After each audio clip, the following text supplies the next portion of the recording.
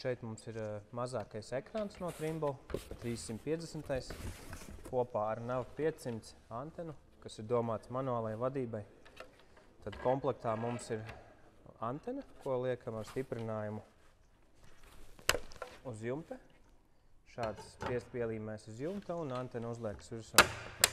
Tad aizmugurē ir savienojamies ar vadu. Tad šeit mums ir ekrāns. Antenas savienojums ir melnajā izvadā. Savienojamies klāt. Komplektā mums ir ekrāna stiprinājumi. Šo piestiprinam, kur mums ērtāk kabīnē.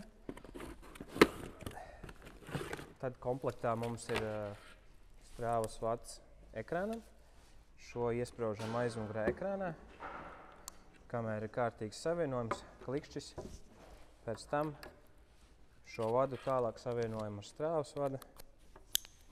Un šeit ir divi vadi, viens pluss un mīnus. Tos ieliekam kārtīgā vietā, kur ir labs savienojums. Šeit drošinātājs. Un tad varam slēgt iekšā monitoru.